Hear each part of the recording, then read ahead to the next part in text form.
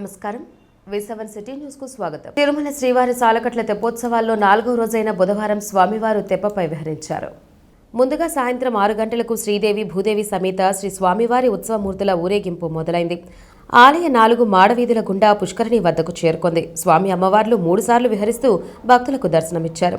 మంగళ వాయిద్యాలు, వేద పండితుల వేదపారాయణం, అన్నమాచార్య ప్రాజెక్టు కళాకారుల సంకీర్తనల మధ్య తెప్పోత్సవం నేత్రపర్వంగా జరిగింది. ఈ కార్యక్రమంలో తిరుమల పెద్దజీఆర్ స్వామి, చిన్నజీఆర్ స్వామి, టీటీడీ బోర్డు సభ్యులు, ఇతర అధికారులు పాల్గొన్నారు.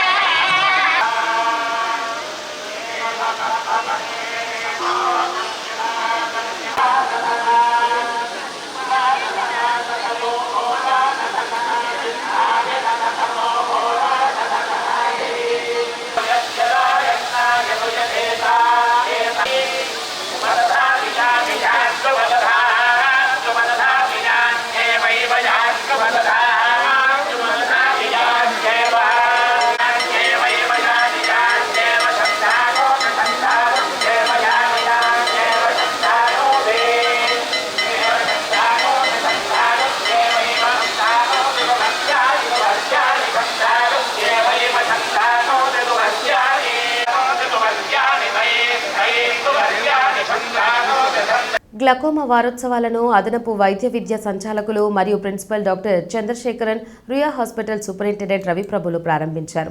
గ్లకోమా అనేది కళ్లకు సంబంధించిన వ్యాధి. కంటి లోపాల పీడనము పెరిగి కంటి నరాన్ని చచ్చుబడేటట్లు చేస్తుంది. తద్వారా నెమ్మదిగా కనుచూపు తగ్గిపోతుంది. గ్లకోమా ప్రారంభ దశలో ఎటువంటి లక్షణాలు కనబడకపోవచ్చని ఆయన తెలిపారు. ఈ సందర్భంగా రుయా ఆసుపత్రి సూపరింటెండెంట్ డాక్టర్ రవిప్రభు మాట్లాడారు. ప్రతి ఒక్కరూ కంటి పరీక్ష చేయించుకోండి.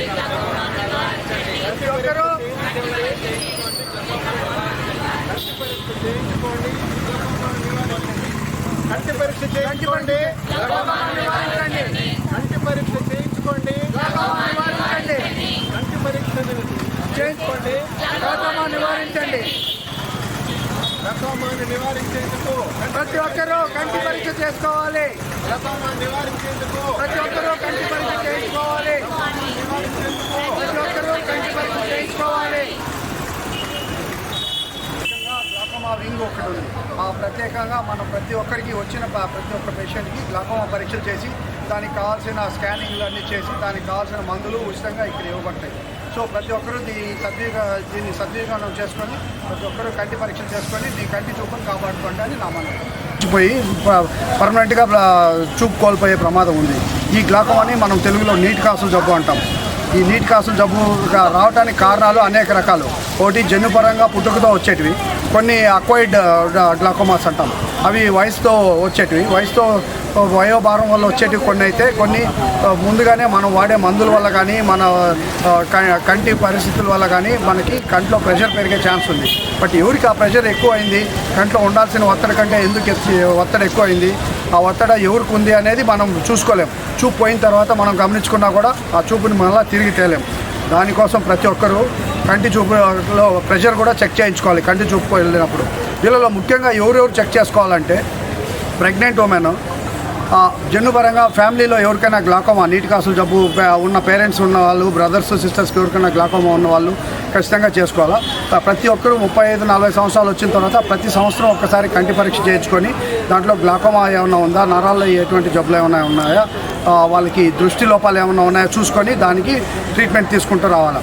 ఈ గ్లాకోమా అన్నది ఇంకా స్టెరాయిడ్స్ లాంటి మందులు వాడేవారు. సెట్టిపల్లె భూములకు సంబంధించి 30 ఏళ్లుగా సమస్య పరిష్కారం కాలేదని ముఖ్యమంత్రి చంద్రబాబు నాయుడు, ఉప ముఖ్యమంత్రి పవన్ కళ్యాణ్లు ఆ గ్రామాన్ని సందర్శించి పరిష్కరిస్తామని చెప్పారని బుధవారం అసెంబ్లీలో ఎమ్మెల్యే ఆరుని శ్రీనివాసులు గుర్తు చేశారు.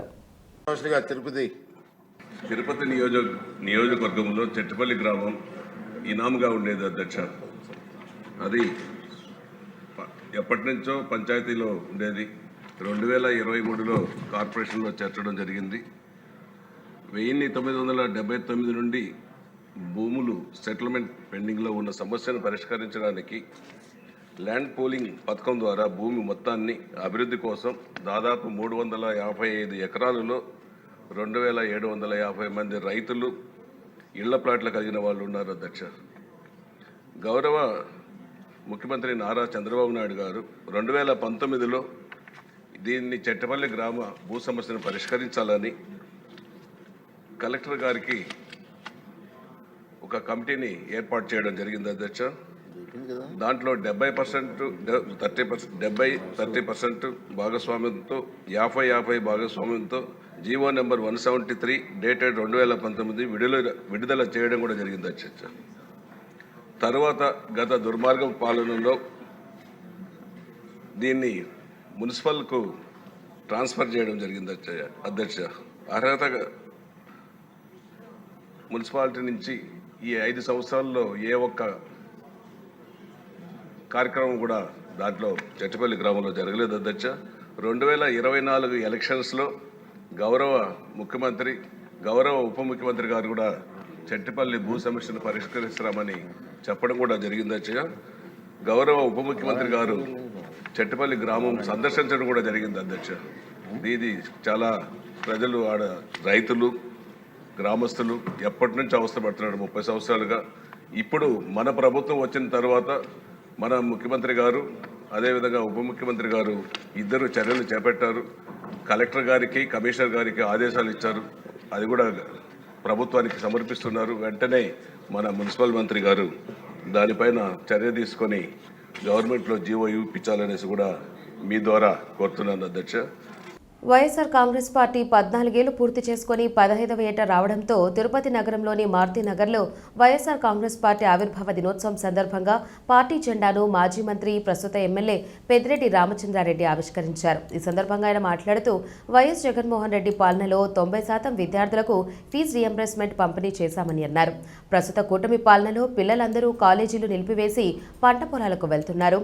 ఈ ప్రభుత్వం కక్ష సాధింపు పాలన సాగిస్తోందని, దీన్ని రాబో కాలంలో పర్యవసానం చెల్లించక తప్పదని హెచ్చరించారు.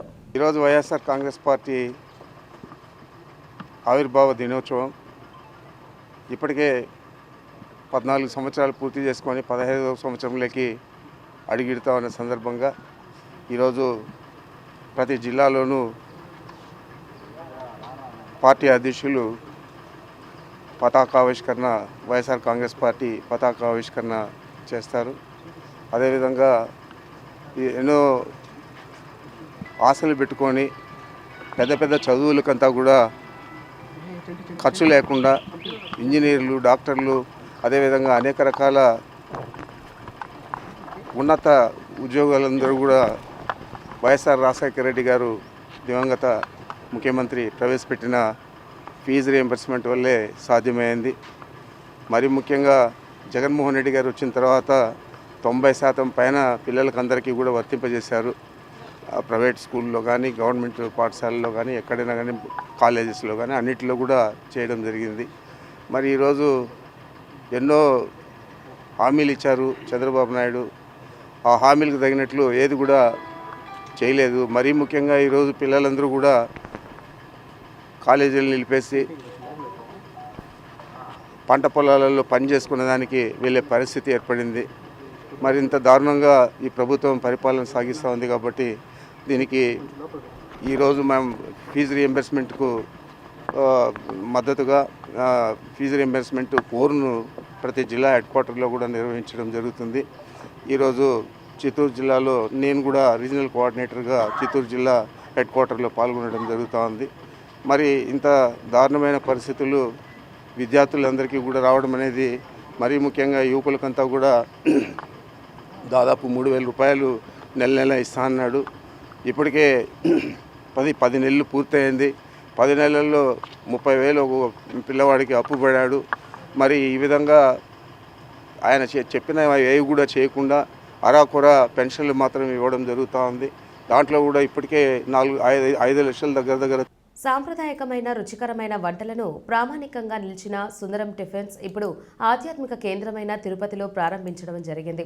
దక్షిణ భారతదేశ రాష్ట్రాలకు చెందిన రుచికరమైన ఆహారపు వంటలను అందించాలన్నదే సుందరం టిఫిన్ హౌస్ యొక్క లక్ష్యమని యాజమాన్యం అంటున్నారు.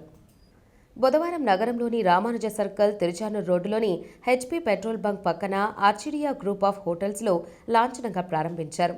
మొదట Orchidea hotels group of managing director Jayachandraraju P Anitharaju దంపతుల చేతి మీదుగా జ్యోతి ప్రజ్వలన చేసి సుందరం టిఫిన్ హౌస్ను ప్రారంభించారు. ఈ సందర్భంగా మేనేజింగ్ డైరెక్టర్ మాట్లాడుతూ 2004 సంవత్సరంలో బెంగళూరు బనశంకరిలో క్యాటరింగ్ రంగంలో మొట్టమొదట అడుగుపెట్టి భోజన ప్రియులకు ఇంటిల్లిపాది రుచికరమైన నాణ్యమైన అల్పాహార వంటకాలను అందించి దక్షిణాది రాష్ట్రాల భోజన ప్రియుల మన్ననలు అందుకుంది. తమ అభిరుచులను దక్షిణాది రాష్ట్రాలైన ఆంధ్రప్రదేశ్, కర్ణాటక, తమిళనాడు, కేరళ ప్రాంతాల ప్రజలకు అందించాలన్న లక్ష్యంతో సుందరం టిఫిన్ హౌస్ను తిరుపతి ఆధ్యాత్మిక నగరంలో ప్రారంభించడం ఎంతో సంతోషంగా ఉందని అన్నారు. కర్ణాటక, తమిళనాడు, కేరళ, ఆంధ్రప్రదేశ్ రాష్ట్రాల యొక్క పాక సంప్రదాయాలకు అనుగుణంగా న్యాచురల్గా హోమ్లీ ఫుడ్ను ప్రజలకు అందించాలన్నదే తమ లక్ష్యమని పేర్కొన్నారు. తరతరాల జ్ఞానం, సహజ సిద్ధమైన పదార్థాలు, రుచికరమైన వంటకాలు ప్రేమతో తయారు చేయబడ్డాయని అన్నారు. తిరుపతి నగరంలో Orchidea group of hotels 3 star hotels అందుబాటులో ఉన్నాయని అన్నారు. ఈ కార్యక్రమంలో ఆర్కిడ్ గ్రూప్ ఆఫ్ హోటల్స్ సిబ్బంది పాల్గొన్నారు. తిరుపతి ప్రజలకి నేను హృదయపూర్వక నమస్కారం తెలియపరుచుకుంటున్నాను. నేను వచ్చేసి ఇవాళ సుందరం టిఫిన్ హౌస్ అని చెప్పేసి లాంచ్ చేస్తున్నాం అనమాట. వచ్చేసి సుందరం టిఫిన్ హౌస్ అనేది ఇట్స్ నాట్ ఈజీ అండ్ పాట్ అట్ల మార్క్ వచ్చేసి రెగ్యులర్ రెస్టారెంట్ కాకుండా వచ్చేసామంటే ప్రపంచం మొత్తం వచ్చేసి ఓపెన్ చేసి ఒక డిఫరెంట్ కాన్సెప్ట్ తోటి దిగినాం అనమాట. వచ్చేసి ఫ్రమ్ చైల్డ్హుడ్ లైఫ్లో వచ్చేసి అమ్మమ్మ నాన్నమ్మ వాళ్ళు వంటల్లో చేసామంటే అందరూ వచ్చేసి మర్చిపోయినారు. ఈరోజు పిజ్జా, బర్గర్స్ అది ఇది అని చెప్పేసి వేరే వంటలో చేసామంటే వచ్చి పిల్లకాయలు హెల్త్ పాడు చేసేది కానీ and different kind of health issues అట్లా వస్తుంది. అట్లా కాకుండా ఒక పారంపరమైన ఒక ఫుడ్ను వచ్చేసి తిరుపతి ప్రజలకు అందించాలనేది, ఈ ప్రపంచానికి అందించాలనేది మా ఇంటెన్షన్ అనమాట. వచ్చేసి మేము ఈ లైన్లో వచ్చి 2002లో వచ్చేసి ఎంటర్ అయినాం. ఈ లైన్లో మా ఫాదర్ వచ్చేసి is the back bone actually. దీనికి వచ్చేసి 2002లో నుంచి చాలా వచ్చేసి నడిపించుకుంటూ వస్తున్నాము. ఈ రోజుకి వచ్చేసామంటే ఒక మంచి ఫుడ్ వచ్చేసి తిరుపతికి వచ్చేసి అందించాలని చెప్పేసి ఒక మెయిన్ డ్రీమ్ తోటి సుందరం టిఫిన్ హౌస్ను వచ్చేసి ఇవాళ హౌస్ చైర్ విస్తాలో వచ్చేసి ప్రారంభిస్తున్నాము. అండ్ మార్చ్ ఎండ్ లోపల వచ్చేసి దీని బ్రాంచెస్ బెంగళూరులో 8 అవుట్లెట్స్ ఓపెన్ అవుతుంది. లైక్ మల్లేశ్వరం, యల్లంక, రాజన్కుంటే అట్లా డిఫరెంట్ లొకేషన్స్లో, యల్లంక న్యూ టౌన్, శేషాద్రిపురం ఇట్లా డిఫరెంట్ లొకేషన్లో 8 అవుట్లెట్స్ వచ్చేసి ఓపెన్ అవుతుంది అనమాట. వచ్చేసి అంటే మార్చ్ ఎండ్ లోపల that will come around 12 outlets వచ్చేసి ఓపెన్ అవుతుంది. విద్యార్థుల జీవితాలతో చెలగాటమాడుతున్న కూటమి ప్రభుత్వానికి వ్యతిరేకంగా వైసీపీ నాయకులు విద్యార్థులతో కలిసి యువత పోరు కార్యక్రమాన్ని చేపట్టారు. తిరుపతి, చిత్తూరు ఉమ్మడి జిల్లా వైఎస్ఆర్సీపీ అధ్యక్షుడు బొమ్మన కరుణాకర్ రెడ్డి ఆధ్వర్యంలో బుధవారం ఉదయం తిరుపతి జిల్లా కలెక్టర్ కార్యాలయం వద్ద వైసీపీ నాయకులు, కార్యకర్తలు విద్యార్థులతో కలిసి ప్రభుత్వానికి వ్యతిరేకంగా నినాదాలు చేసి నిరసన వ్యక్తం చేశారు. అనంతరం కలెక్టర్కు వినతి పత్రం అందజేసి కార్యాలయం వెలుపల మీడియాతో మాట్లాడారు.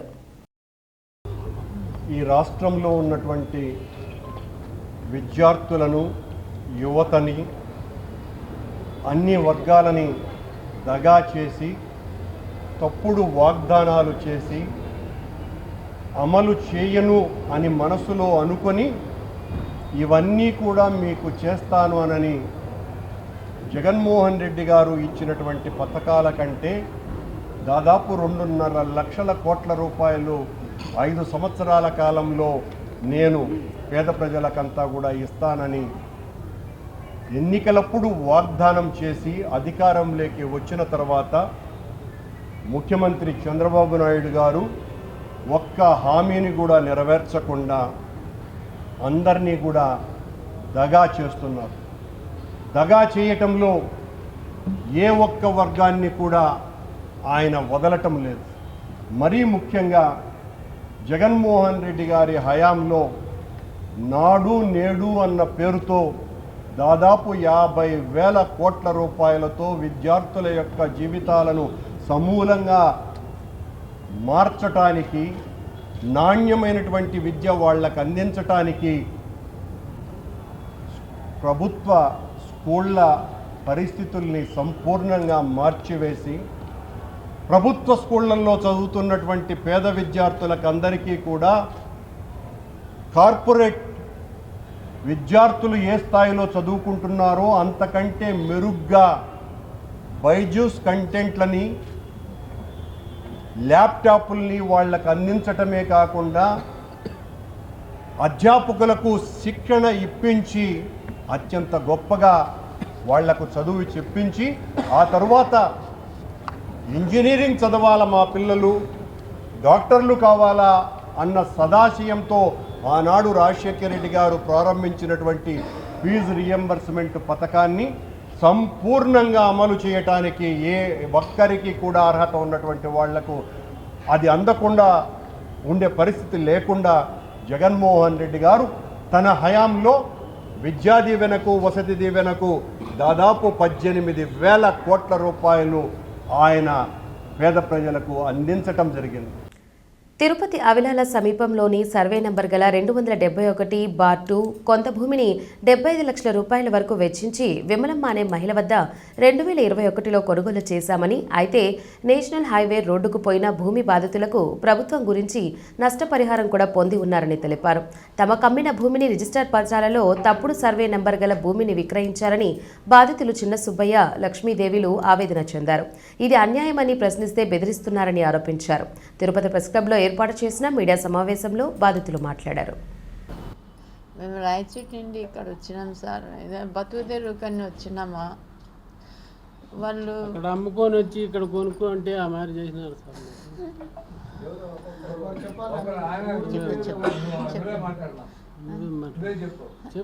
బతుకుదేరు కానీ వచ్చా అక్కడ స్థలం కొన్నాం సార్, అక్కడ అమ్ముకొని వచ్చి ఇక్కడ కొన్నాం. పిల్లలు చదువులు కానీ ఇక్కడ వచ్చా కడతా అంటే కట్టనీలే సార్. వాళ్ళు రోడ్డుకు స్థలం రోడ్డు ఎంత లేని చూసి చీటింగ్ చేసి అమ్మినారు సార్, డబ్బులు తీసుకొని వాళ్ళు. ఇంకా మాకు ఎవరు న్యాయం చేయలేదు సార్. అక్కడ పోలీస్ స్టేషన్ పోయింటే ఎవరు పట్టించుకోలే. మరి మీరే న్యాయం చేయండి సార్ మాకు. వాళ్ళ పేరు ఇది విమలమ్మ ప్రసాద్ అని, నరేంద్ర.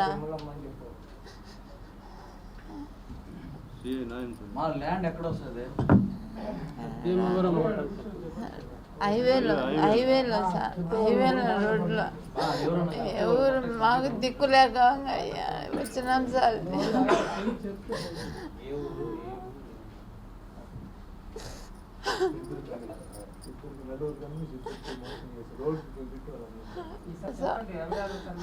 అవిలాల సర్వే హైవేలో ప్రసాద్ వాళ్ళ నాయన అమ్మినారు సార్ మాకు. రఘునాథ్ 76 లక్షలు అయింది సార్ మాకు.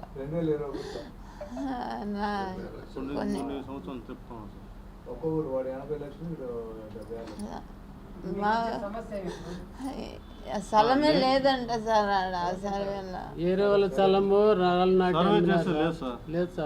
వాళ్ళు ఉండదని అమ్మినారు సార్ రోడ్డుకు. మేము అక్కడ పొలం అమ్మి ఇక్కడ కొనుక్కున్నాం. ఏం లేదు, ఆడ రోడ్లో ఉన్నాం సార్, దామినేడులో. మార్చ్ 14న దిల్రుబా మూవీ హోలీ రోజున ప్రేక్షకుల ముందుకు వస్తుందని, ఇది హీరో కిరణ్ అబ్బవరంకు 10వ సినిమా అని చెప్పారు. తిరుపతి నగరంలోని హోటల్లో సినీ నటులు హీరో కిరణ్ అబ్బవరం, హీరోయిన్లు విలేకరుల సమావేశం నిర్వహించి సినిమా విశేషాలను మీడియాకు తెలియజేశారు. Ready sir? అందరికీ నమస్కారం అండి. ఇక్కడికి వచ్చిన మీడియా వాళ్ళందరికీ అండ్ ముఖ్యంగా తిరుపతి ప్రజలందరికీ ఫస్ట్లీ థ్యాంక్ యూ. ఎప్పుడు మీ సపోర్ట్ ఉంటూనే ఉంటుంది నా మీద. అలాగే ఈసారి హోలీకి దిల్రుబాతో మేము ముందుకు వస్తున్నాను. మార్చ్ 14th రిలీజ్ అవుతుంది. అండ్ ఒకరోజు ముందుగానే తిరుపతిలో ప్రీమియర్ వేద్దాం అనుకుంటున్నాం. మేజర్ సెంటర్స్లో ప్రీమియర్ వేస్తున్నాం. సో మీరు March 13th evening premiere show cinema చూడొచ్చు దిల్రుబా. నేను సినిమా చూశాను, ఐఎమ్ సో హ్యాపీ. ఖచ్చితంగా మీరందరూ థియేటర్లో ఒక మంచి సినిమా చూసారన్న ఒక ఫీలింగ్ వస్తుంది. సో రేపే నాకు తెలిసి ఇంకా 13th రేపే చూస్తారు సినిమా మీరు. ఏ సినిమా నేను ఇప్పటిదాకా తిరుపతి మిస్ అవ్వలేదు. నాకు తెలిసి ఇది ఒక 10వ సినిమా. 10 సినిమాలకి ఎన్నున్నా తిరుపతికి ఏదో టైంలో వచ్చేసి మిమ్మల్ని కలిసి సినిమా ఇలా రిలీజ్ అవుతుంది మీరు చూడండి నేను ఎప్పుడు ప్రతి ఒక్కసారి వచ్చి అడిగాను. అలాగే ఈసారి కూడా ఖచ్చితంగా మీకు దిల్రుబా సినిమా నచ్చుతుందని మీరందరూ సపోర్ట్ చేస్తారని కోరుకుంటున్నాను. రేపు ఈవినింగ్ ప్రీమియర్స్ పడుతున్నాయి. అలాగే ఎల్లుండి March 14th థియేటర్ రిలీజ్ అవుతుంది సినిమా. ఖచ్చితంగా మీ అందరికి నచ్చుతుంది అనుకున్నాను. Thank you. చాలా ఈరోజు హ్యాపీగా ఉంది. యూనో తిరుపతికి చాలా డిఫరెంట్ ఎనర్జీ ఉంది యాక్చువల్లీ. నా టీంతో దర్శన్ కోసం రేపు యూనో ఇస్తాను. So very grateful and release one day before Tirupati Darshanam, I think chala na team ki and naaku chala important undi. Audience already chala frame icharu for the trailer, for the teaser, songs kuda ippudu I think KCPD song chala college lo trending ala undi. And 14 March Holi, chala colorful day already because of Holi festival, but E14 ki chala loving day undi because of course na film Dilruba release avutundi, and me audience ki, friends ki, lovers, me also like all full college group ki na team ki chala hard work to ee film me kosam time here. I'm very excited for the darshan tomorrow, and this is my first film proper debut in Telugu cinema, so I'm very excited with the character that I have, Maggie.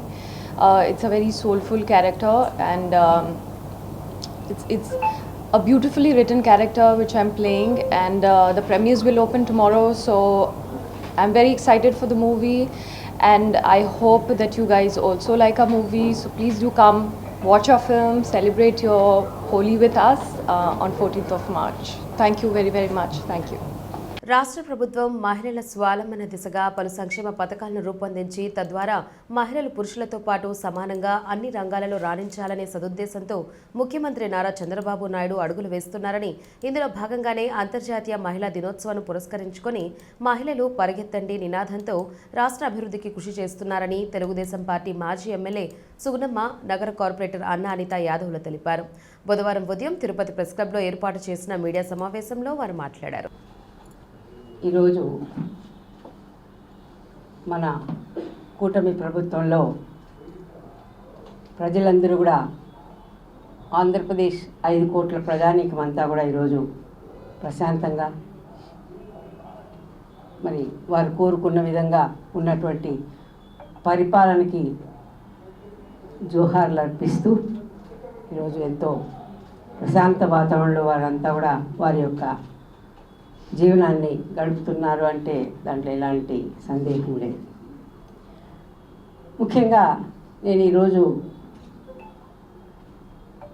మొన్న women's day మార్చి 8వ తారీఖున జరిగినటువంటి women's day అంతర్జాతీయ మహిళా దినోత్సవం సందర్భంగా మరి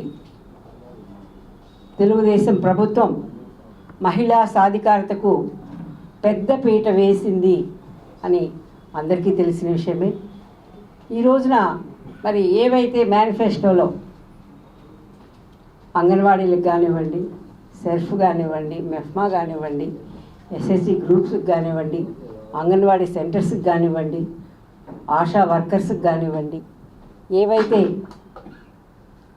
హామీలు ఇచ్చారో వాటన్నిటినీ కూడా ఈ రోజున నెరవేర్చడం మొట్టమొదటి కూటమి ప్రభుత్వం ఏర్పడిన మొట్టమొదటి అంతర్జాతీయ మహిళా దినోత్సవం రోజున ప్రకటించుకోవడం మనందరికి కూడా చాలా సంతోషదాయకం, చాలా గర్వకారణం, చాలా అదృష్టంగా కూడా భావిస్తున్నాం.